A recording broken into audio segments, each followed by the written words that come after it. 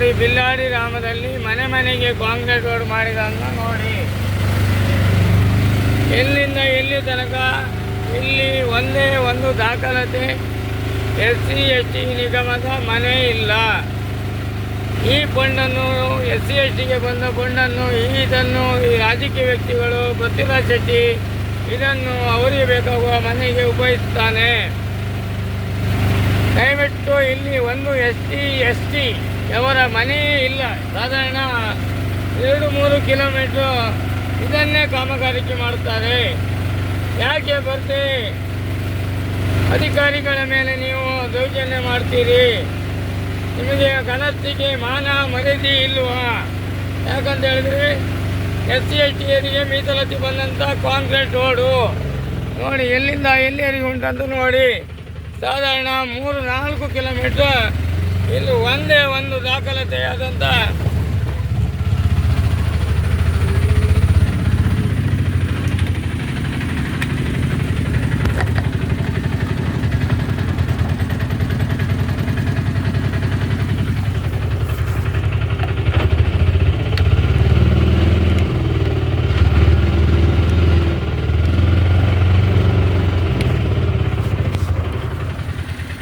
ಇಲ್ಲೂ ಒಂದೇ ಒಂದು ST ಮನೆ ಇಲ್ಲ.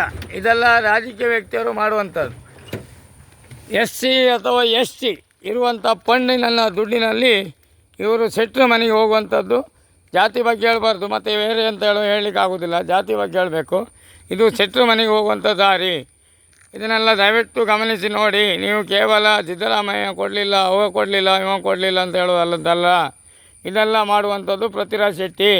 ಬಿಲ್ಲಾಡಿ ಪಂಚಾಯತು ಬರ್ತದೆ ವ್ಯಾಪ್ತಿಯಲ್ಲಿ.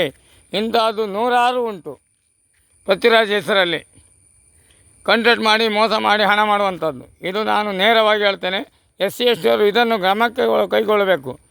ಇಲ್ಲಿ ಒಂದೇ ಒಂದು SC ಮನೆ ಇದ್ದರೆ ಈ ಬಿಲ್ಲಾಡಿ ಗ್ರಾಮದಲ್ಲಿ ನಾನು ನಿಮ್ಮ ಕಾಲಿಗೆರೆಗೆ ತಪ್ಪಾಯ್ತು ಅಂತಲೇ ಹೇಳ್ತೇನೆ. ಇಲ್ಲದಿದ್ದರೆ ತೂಕ್ತ ಗ್ರಾಮ ತಗೊಳ್ಬೇಕಂತೇಳಿ ನಾನು ಬೈತೇನೆ. ಜೈ ಹಿಂದ್, ಜೈ ಕರ್ನಾಟಕ, ವಂದೇ ಮಾತರಂ.